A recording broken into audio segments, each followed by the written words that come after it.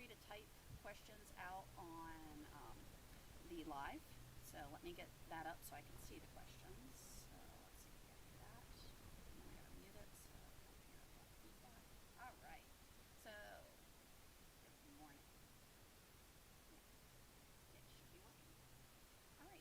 So this week's excuse me.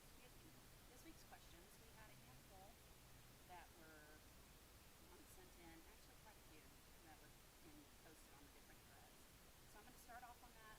Again, feel free to type in any questions you might have on the comments, and we'll get those answered for you. Okay. So first off, I had a question that was, first of all, on some point about step settings. So I didn't quite understand the question. I was expecting a push-pull effect as a sewing project. So I think what you're asking is what is it? What is happening?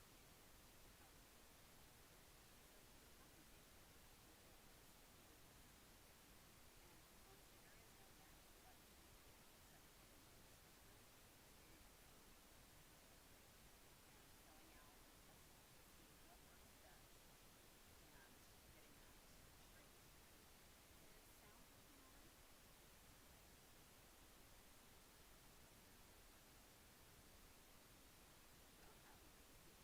Okay. So one of the things, what is push and pull?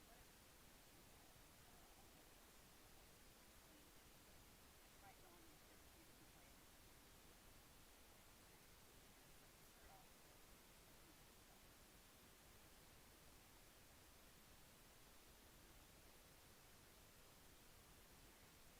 Alright, so first off, what is the effect of pull? Okay, so when your machine is sewing, you want to go in the message pull command.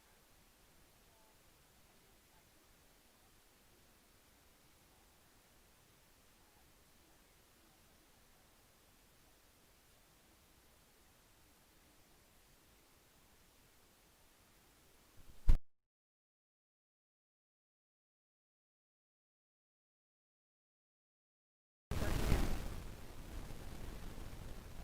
Okay.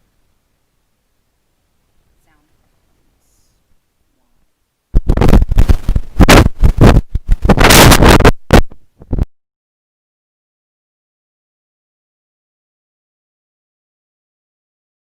Week. Is the sound working now?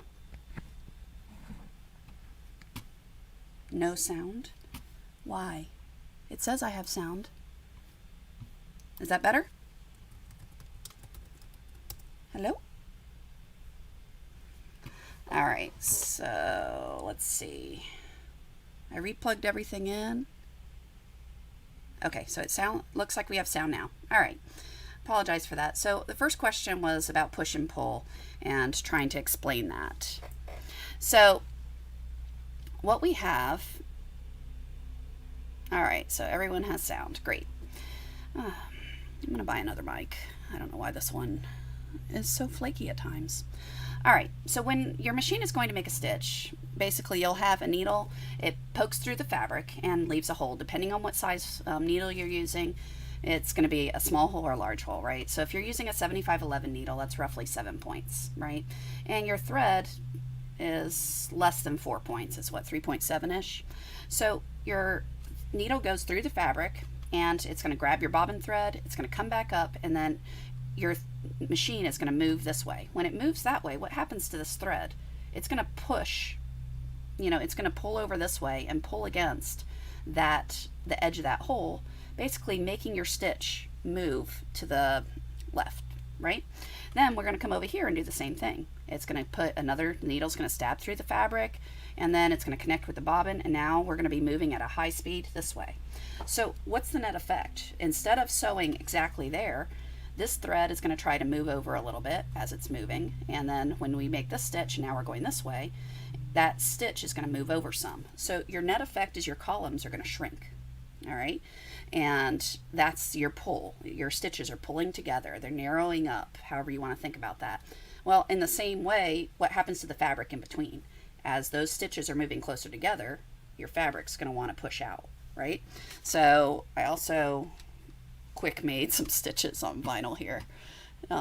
just by hand, so show you the same thing. So that effect is when you're making the stitch, it's going to pull together and kind of leave that puckering where it's pulling, right? So how do you minimize that is, or compensate for that effect of columns narrowing, is what you do with pull compensation. All right. So to do that, it really depends on what materials you're sewing on and what underlays. If you're sewing on really stable stuff like a twill or a heavy canvas, the Cordura, all those sorts of materials that really have no move to them, you can get away with having less underlay as long as you're hooping well, so that because the fabric's not going to move, right? Whereas if you're sewing on something that it's going to move around some, that's where you got to compensate for it.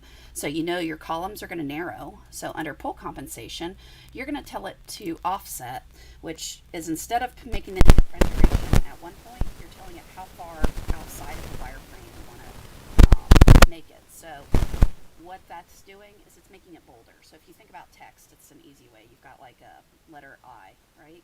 Well, the column itself for the I is going to narrow, whereas if you add pull compensation, it's going to make it sew a little bit bolder, so that when you get that shrinking effect, it ends up sewing where you want it. So that's kind of what your pull compensation is doing for you, right? You're overstitching just a little bit to account for the fact that your columns are going to narrow up, all right? So I always use pull offset. It's a personal preference. Pull compensation by percent is multiplication. Sound is staticky, but they said sound was better.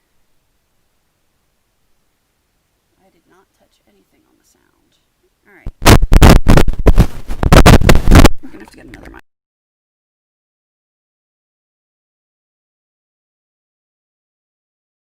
All right. I don't know why the sound keeps going out. Okay. So hopefully I plugged it back in. Hopefully it works. All right, so that's pull compensation. All right, so like I said, I always compensate with it for using offset. It's a personal preference. All right, so let's see, what other questions do we have? Is there a color picker to find the closest thread in your artwork? Answer is not really. There are some tricks you can play to try to get it to come close, but it's not exactly the easiest, right? So you can go and auto-digitize a design. When you auto-digitize it, it will automatically choose colors, and once you do that, you can then tell it to match thread chart. So let me go grab a design to show you how that's done. If I go to the C drive, go to designs, I'm going to go to graphics, and I don't know, grab one. All right, so if I then select the graphic, tell it to auto convert over to embroidery, say OK, it'll automatically convert. You'll notice it chooses RGBs that closely resemble it. If you right click over here, okay, if I right click and go to edit color, I then can tell it which chart to match. So I can go select whatever chart I want if I'm using rayon threads, or let's say the polyneon. And if I tell it to match chart and apply, notice all of those are now thread colors instead of RGBs. Okay. The other way you can do it is if you happen to know an RGB, you can of course come down and set it to whatever RGB you want. And after those are set to RGBs, then you can change it to whatever thread chart you want and say match chart, and it will do a match based on what's closest. Okay, just use it as a reference. When you're choosing thread colors, it's always going to be better for you to go grab the thread you want to use and check it against an actual thread chart or actual thread colors, because everything looks different depending on the light, and you're going to have better results as long as you're choosing actual thread colors in front of you versus letting the software guess.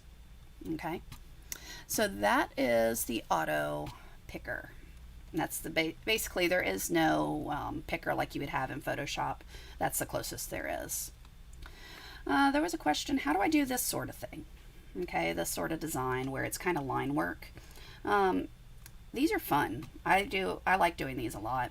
And it really is depending on what style you're looking for, whether you want it to be closely traced, pretty exactly like this, or if you want to do a sketchy type look similar to what you see in the eyes there. And it's really going to be in digitizing line art, right? So let's go over to DesignShop, and I'm going to go open up a file somewhere. Where did I put it? All right, so I put it down, and I don't see any questions typed in yet. Let me know if there are any. All right, so if I go down here, and I'm going to grab this little flower thing that I started. Okay, so basically what you want to start with is whatever artwork you're going to trace. So whether you drew it by hand, whether you have some vector art, whatever it is, or if you're just going to draw on the screen. If I'm not that talented, I'll always take, either draw some art out by hand. Once I'm happy with it, scan it and import it in. But whatever you have, then it comes down to what type of look do you want, right?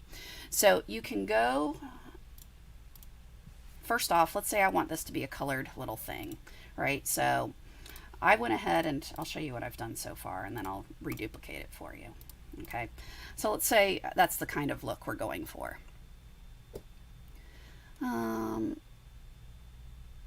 Okay, real quick, Jeanette, you said you're struggling with bringing vectors over to DesignShop. You used to open a file directly from CDR, but now that doesn't work. Personally, I just open whatever vector program that we're using, select the vector on the screen, Control-C, copy, go over to DesignShop, and Control-V, paste. That's how I've always done it, and it works great. I usually use Illustrator, but it works the same in CorelDRAW. Okay, so over in Corel. The CDRs, I think if you save it off as an SVG or a EPS, you can open those, and those aren't version dependent on Corel. So that's another way you can use your vectors. So when you're creating this kind of line work, you got to think of what style you want. If you want it to be sketchy, or if you want it to be really clean with satin stitches. And then it really is all about tracing the art. So to get where I did so far, I decided I wanted this thing to be like a dusty rose color. So I use a complex fill and trace the shape. Okay, and that's just because I'm going to do my fill, and then I'm going to do all my outlines afterwards, right? So if I trace my shape, hit enter to bypass, I'm going to do a start, a stop, and the stitch direction, I'm going to do a curved stitch direction rather than a straight. So I'm going to choose that one, and then let's do something like that. Okay, so there's some stitches. Now, if I want it to look kind of more 3D, you can play with the different settings under effects, like this one, radial out. It's kind of fun. It gives it just a different look. I like it. So you just play with it, move the handles around until you get a look that you like. All right, so once we have that, now you can give it a color. So I'm going to give it the lighter pink. And from here, let's say I want to shade the bottom to make it a little bit darker. Easiest way I like doing that is I copy and paste the same shape, and then just move my points around.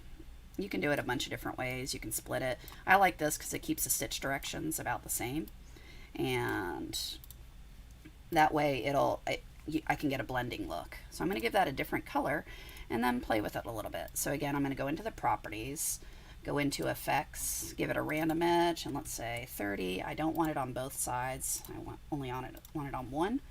And what that does, notice, see, instead of having a hard line of my wireframe, now it's kind of going up and down, and it's randomizing that edge.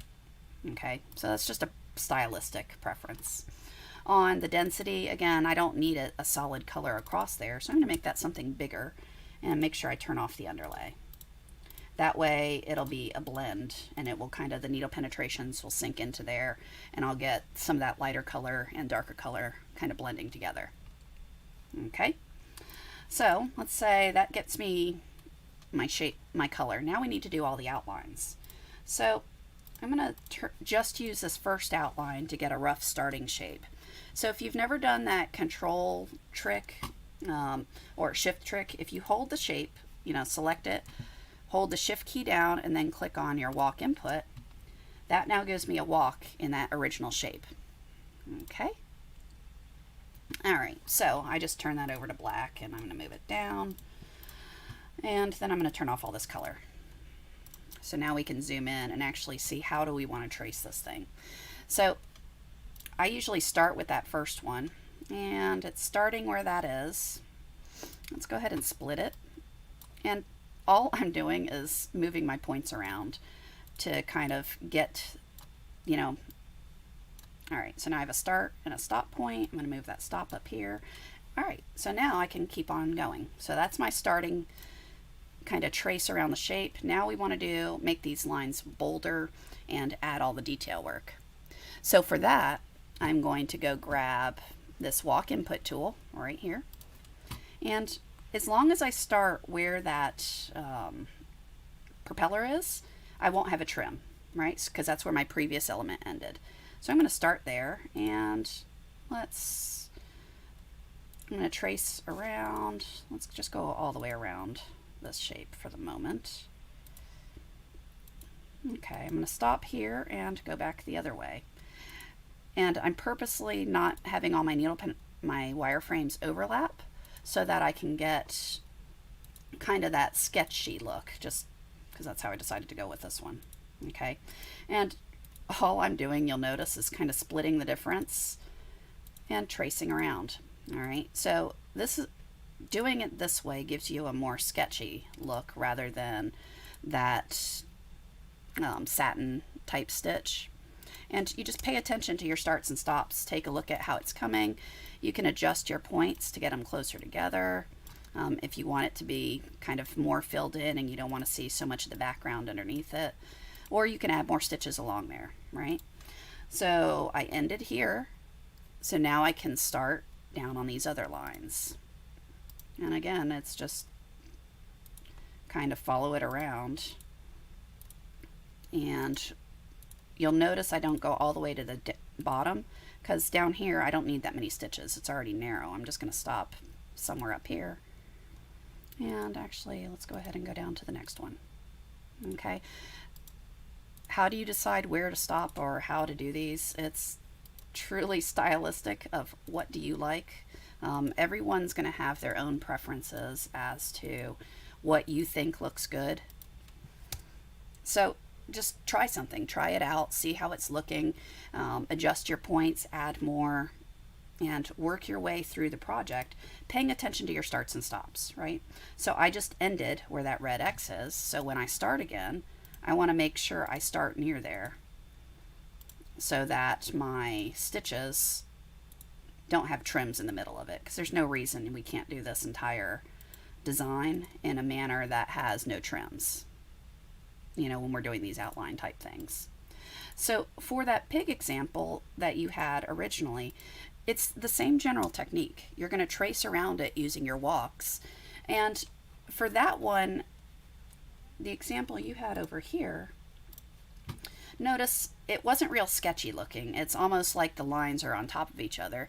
So in those cases, what you would want to do is look at using your bean stitches and your retraces to get that kind of look. You'll notice that same technique I was doing to make the line look wider, they did along here, whoever digitized this. But other than that, this is just a series of walks and bean stitches. So just to show you, if I wanted to go, where did DesignShop go? There it is. All right, I don't see any other questions typed in yet. So let's say we wanted to do something a little more exact, right? So I could do, let's say that windmill type thing they had. Okay, so I could draw it. If I do a normal stitch, all that's giving me is one piece of thread the whole way. That's too thin to show up nicely. Typically what you're going to want to use is a bean stitch with 3 to 5 or 3 with a retrace. The difference between 3 and 4, 5 and 6 is pretty minimal. They look about the same. Same with 2 stitches versus 1. It looks about the same. So I wouldn't worry about making them all exact, but a bean stitch of 3, what that is actually doing is it's going to go forward, back, forward, forward, back, forward, forward, back, forward for each needle penetration, putting 3 pieces of thread at each point. When you do a retrace, that makes your start and stop at the exact same point. So it's going to trace 3 stitches all the way, and then it's going to go back over itself another 3 stitches, keeping your needle penetrations in the exact same spot. So you literally just work your way through the design. When you get that outline, well, maybe from here we want to do just a walk stitch, which gives me 1 more piece of thread along there. So now I've got 7 here, which is going to be fine. And then I can do another bean stitch up, paying attention to my starts and stops, changing that over to a bean, and maybe I go ahead and make that one 5 so I don't have to go back over it.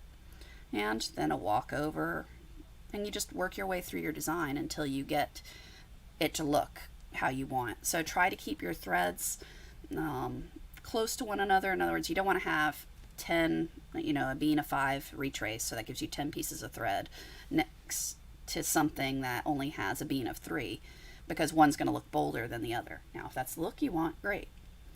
Now, as far as what the needle penetrations should be, you'll notice that is the stitch length. All right, so from one point to the next, that distance is going to be this number here. So 20 points is 2 millimeters, right? So I don't suggest making your needle penetrations on a run like this any closer than, let's say, 12.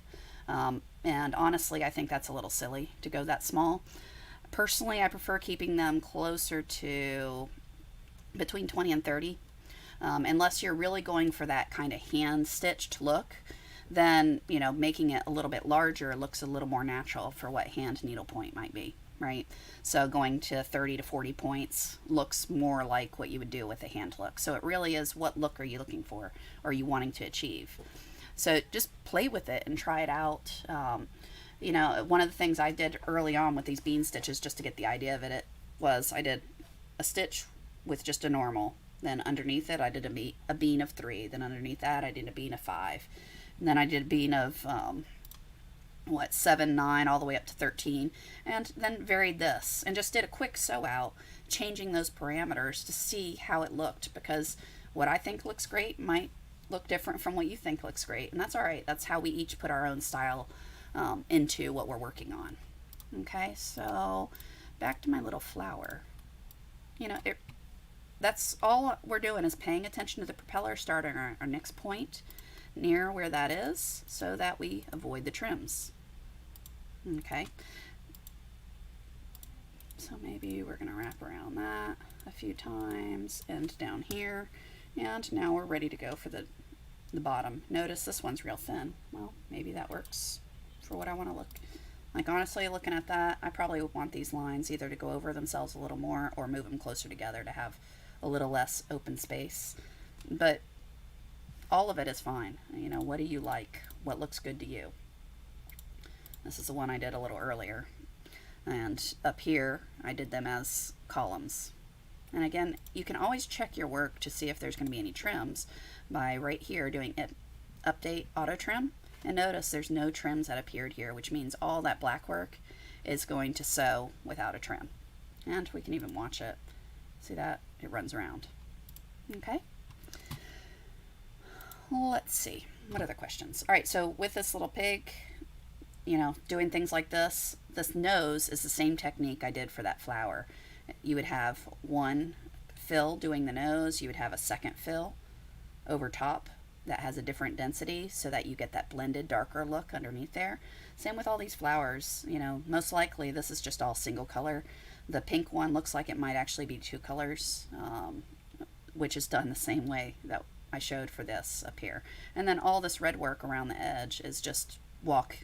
You're using your walk tool with a combination of walks and beans to get it. And then this last one is just a decorative with a button stitch around. Okay, so I didn't show that. Let me show that if you're not familiar with it.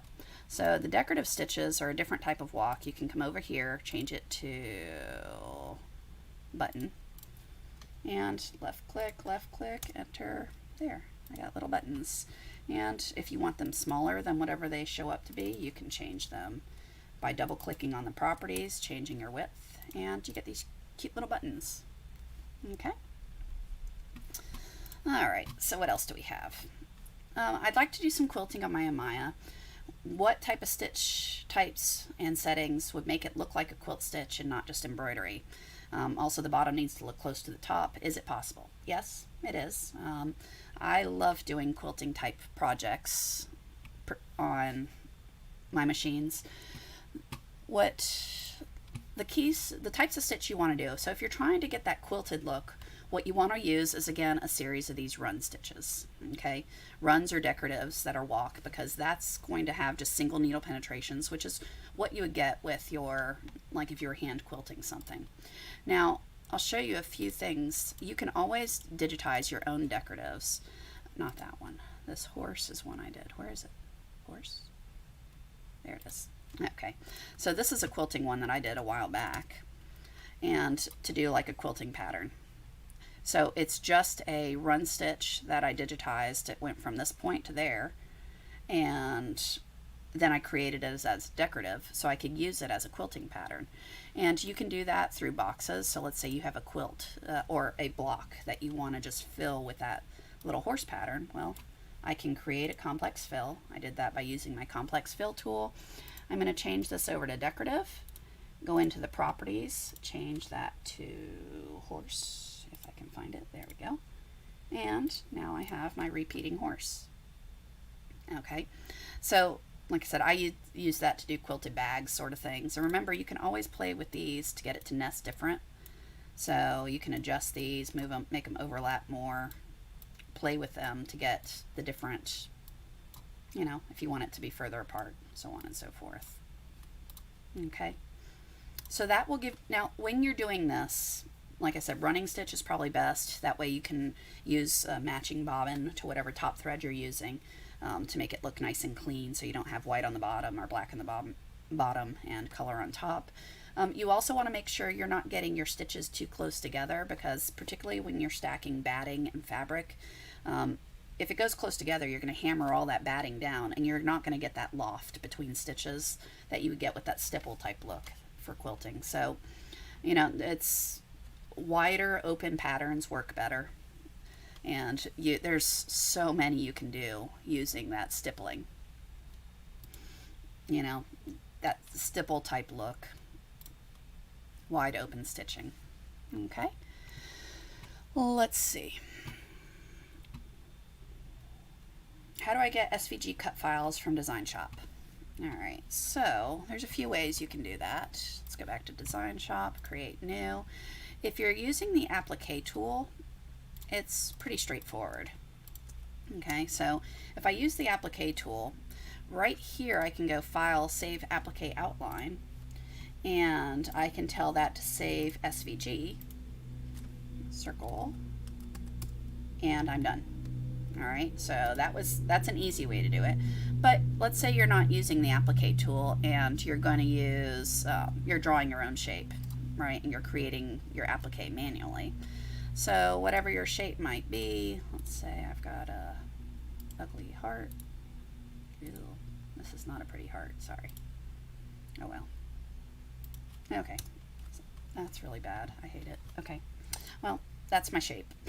Now, what you can do is, if you're creating your own applique, well, I take that walk, copy, paste, give it another color. So there's my placement stitch, there's my tack down, copy, paste, hold my control key, and click on this. That'll change it to a satin, so then I can change it to a tackle with maybe a 30. And again, make that a different color, and then maybe copy, paste, change that back to a satin with maybe a 40. Okay, so now I've got an applique set up, right? So how do I get the SVG? Well, I can copy my placement stitch, go to a new file, paste it in, and from here I can do File, Save As, and change it to an SVG. So as long as it's just heart, there. So as long as it's just that walk, that'll save off as an SVG that you can use in your cutting tools. Okay. All right, what other questions do we have? When using Bezier digitizing, how do you close it? So when you're digitizing, it depends on the tool that you're using of how you close it. So the Bezier mold is, or mode is this one right here, right? So if I'm digitizing my walks, you know, I click around. When I'm done, I hit enter. If I start clicking again, it's going to digitize more, right? So to get out of the digitizing tool, I either have to hit escape or I have to go click on this again. So if I draw, hit enter to end it, I can, click on the walk tool here, or sorry, the arrow, and it will deselect it, and now I'm no longer in the digitizing mode. Okay. If you're working in your complex, you draw whatever shape you're going to do. Oops, I'm still in walk. That's nice. There we go. So if I'm going to draw a complex, you draw whatever shape you're going to draw, hit enter to bypass the whole start, stop, stitch direction. Okay, so now I've got a shape. If you hit escape, it gets out of there. All right, so escape after you're done creating it on the screen will get you out of the tool so that now you can click on another tool. All else fails, go click back on this arrow and that will exit you from the digitizing mode. Okay. How do I go from a straight line to a circle or a curve? All right, let's do that. So I've got a straight line. I've got a bunch of ugly straight lines drawn here. So I want to change this to a curve. Well, what do? If I hold my shift key down and click on that point, that triangle point will change over to a curve. And then now I can drag it around, move my Bezier handles around, to get whatever shape it is you're trying to do. Okay? So again, click on the shape. If I click on a point that I want to change, hold the shift key and click, it'll modify it. The other way you can do it is, of course, double click on the point and you can change it from straight to curved. Now what happens if you did this and you went, I didn't want those to be curves. I wanted that to be a straight line. Well, this is no fun, right? And it's not exactly accurate. Moving my Bezier handles to point at each other until it looks straight. A way faster way, and I'm all for fast, is holding the control key down and right click on the line. So control right click will take a curved line and convert it over into a straight line. So select your shape, hold the control key down on your keyboard, right click on a line. I want to do t-shirts designs on my iPad, then to vector files, and then print. Okay, so vector files can't be embroidered. You actually have to digitize them with thread, right? So you can open, this is a question that was typed in. So let's say you drew something on your iPad, you saved it off as a vector. You would have to open that vector into DesignShop and then digitize it, right? So that's where you would either trace over it again with the different types of stitches to decide whether you want something to be a complex, like a fill or a satin stitch, or if you want to do a bunch of running stitches, you're going to have to basically recreate it using thread within DesignShop. From there, then you can then save off the OFM and go sew it out. Okay, so you can still use whatever media you want for creating your vectors, whether it's going to be your iPad or DesignShop, Illustrator, Corel, whatever you want to do. But then you're going to have to bring it over into DesignShop and actually create the file for sewing. Is there a cheat sheet for all the key combinations? Yes, kind of. Those are wireframe edits, the ones I were just going over. So if you go into the help manual, so that's, come back, there we go. All right, and I'm just going to do wireframe, not file types. Next, I guess I could make this larger. There we go.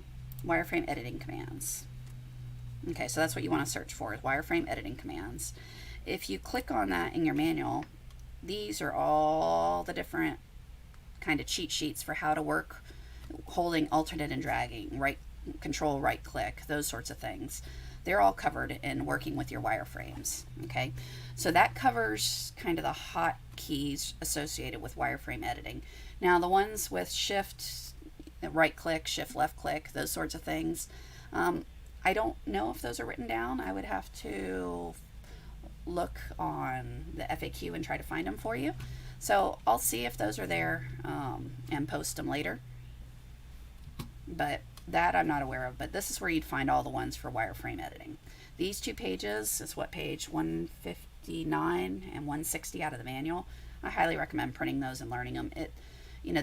The faster you learn those, the quicker you're able to manipulate your wireframes to where it's not always playing with things and tweaking it. It's a lot quicker, and quicker means you increase your productivity, get things done faster, make more money, right? So learning those really helps speed up your digitizing. All right, what else do we have? Back to my questions. I don't see any others typed in. When you select a custom design, how do you put it on the screen? Okay, so let's do that. Elena, no noise. My daughter's in the room. All right, right here is our custom design input. So from there, you would, let's say there's, I don't want that. Let's go to what designs you have. All right, these are designs that come with the software. Let's say that's the one you want to put on. So again, I selected this Select Automatic Custom M Shape tool. I click the one I want. I literally am left clicking on it and dragging. And you see the little hand? It's dragging it onto the screen. Pop, there it goes. And you can do that with any of these. Left click and drag. Let go when you're on the main screen. And there you have them. Okay. So that brings any of these custom shapes onto there. Now you could click on them and then, let's see, the other way is here, paste a shape.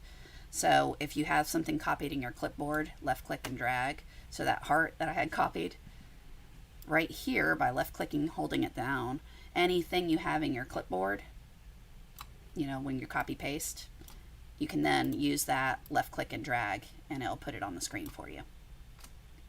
Okay, so that's putting your custom tools on there, your custom shapes.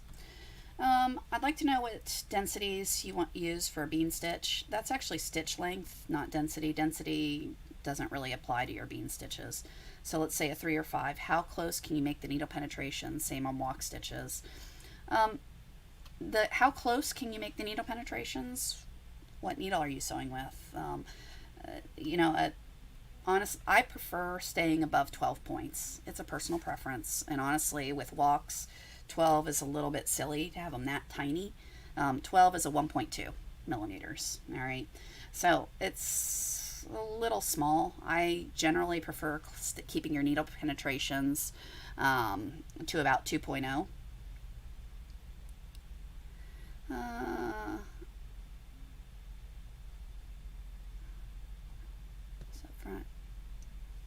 Okay, Tim, I'll just a second. All right, so 1.2 to 1.5, I like staying around 2.0 or higher. Now, as far as this using a bean stitch, 3 or 5, again, 3 will make the line look bolder, 5 is a little bit bolder than that. 5 to 6 gives you a nice outline, so that's generally what I stay at for my bean stitches. So do a bean of 5 and then walk back over it with 1, or do a bean of 3 and retrace. Will give you 6 pieces of thread along there. Same on the walk stitch. So I mean, it depends on what look you're going for and what you're using the bean stitch for, is how close you want them. For in the hoop type projects, you know, 20 points for a stitch. Like if you're making a what do they call those? The softy, you know, the dolls that you turn and stuff. 20 points or a 2 millimeter stitch is usually close enough to get a nice stitch along there. There's no need to make it super small, because then it's just putting too many stitches that you don't really need. Whereas if you're trying to get a nice outline, you know, 18 to 25 gives you a nice little outline along the shape. Tim, you're having issues with laser alignment. It is tilting my pattern. So I don't know of any issues with the laser alignment. I've been using them all the time. So depending on how you do your laser alignment, it's going to drive it differently. And what do I mean by that? I actually put in this at the very end. I keep it in the presentation. So depending on which key sequence you do, it will sometimes rotate your design or center it, left justify it, right justify it, those sorts of things. I like doing this one only, just because it's easy to remember and easy to understand. Laser left, laser bullseye. What that does is you move to point 1. So let's say this is my first point. Once I'm there, move my pantograph using the hoop and arrow buttons. Once you get there, you hit laser left. You then navigate using hoop and arrows to your second point. you do, again, laser left. So it's a little counterintuitive. A lot of times you want to do laser left, laser right. No, it's laser left, and then immediately after that, you'd key in laser bullseye. What that will then do is it draws a line between those points, rotates your design, and centers it right on that line. Okay. If you've got, if the laser left did not take, particularly if your keypad's loose, this is a problem I've seen. When I do laser left, if the keypad's loose, it didn't actually take, especially in a high noise environment. If you don't hear that beep, when you go to the second point, that's actually the first point, right? So now instead of using point 1 as my first, I do this one. So I actually did laser left here. Then I came over here and did laser left. Well, now when I do laser bullseye, that design's actually going to flip completely upside down and do something different. So that's one way. Okay. All right, what other questions do we have? So the quilting one we covered. We did all that. We talked about the bean stitch. This was a general, let's talk about ActiFeed. There were a whole bunch of different questions. So it's, what's going on with ActiFeed? How does it work? What is it actually doing? We had some discussions in one of the groups about that. So I figured I'd just quick cover ActiFeed in general. So ActiFeed is, real quick, it's the number that you see down here. So what that actually is how much thread is being pushed, right? Because it's not a traditional tension system. It's one that it's feeding how much thread is needed to make a stitch, right? So that includes what's on the bottom, what runs through the material, what runs across top, and then you have the bobbin thread down here. So if you want to ignore all the ins and outs of it, the bigger the number, the looser your thread is going to be. The smaller the number, the tighter it's going to be. Okay.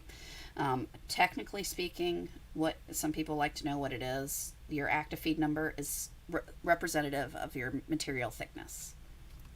I don't know anyone who's going to get a pair of calipers out and check thickness of things, but if you're thinking about your different materials, if something's thicker, you're going to want to increase your ActiFeed because you need more thread. Okay. Now with the ActiFeed, you have different modes. You have auto versus standard. Standard is you are setting you set one number, whatever number that's going to be, and the thread is going to push the same amount of thread. Okay, it's not going to vary. It's going to be a specified amount every stitch. All right. So, Elena, turn that down. Sorry. Okay. So that's what your standard's going to do. Now your auto, what's important here is this minimum preset. Okay, you're going to specify how tight your thread can get. And then the software using your thread break sensor, that's what TBS is going to, depending on what it's seeing in the sewing, it's going to add more thread or take away thread. Okay, so it's either going to increase the number to make it looser, add more thread, or it's going to tighten this number down, tightening the thread up, so less thread. And so it's going to vary based on how it's sewing, and it's going to automatically adjust that number for you. But you set the floor. How tight can it get? And what is that going to be? It really depends on what you're sewing on. This manual has some suggestions of what those minimum presets should start at. So depending on how thick your materials are, how much backing you're using, those sorts of things, you would change them.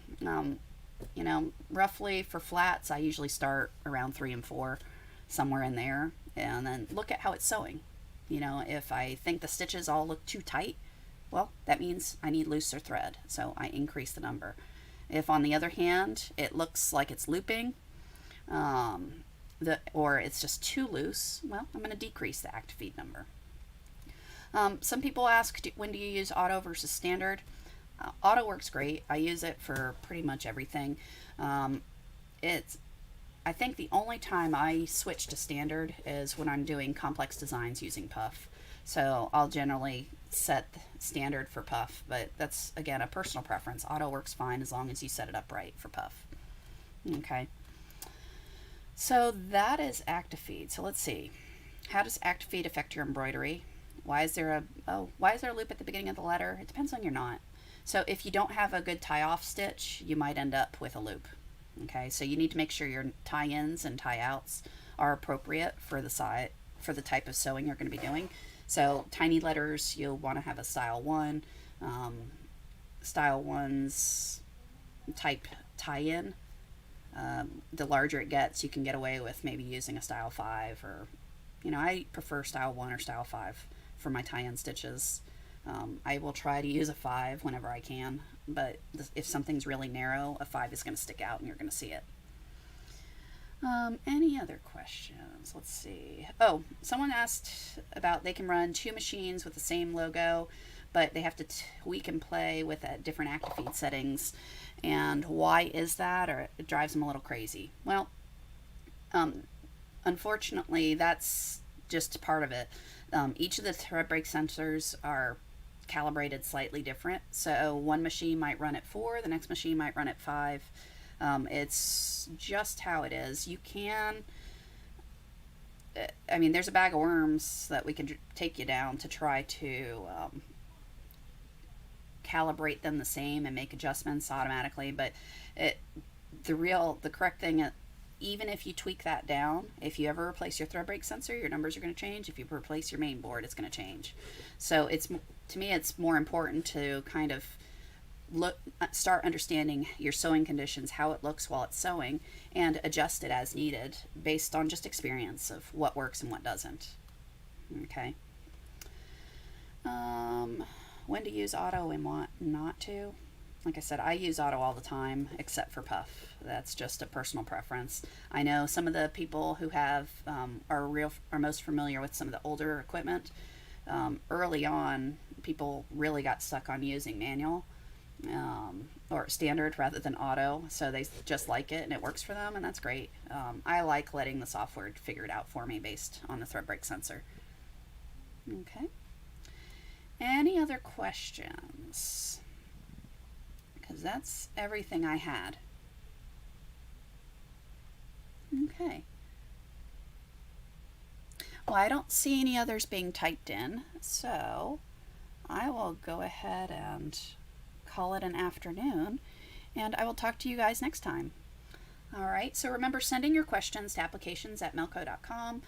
You can email them ahead of time. You can type them in on these threads, and we'll try to get them answered for you.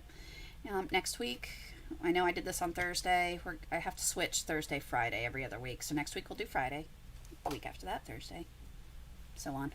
So, you guys have a fantastic week, and I will talk to you guys next time.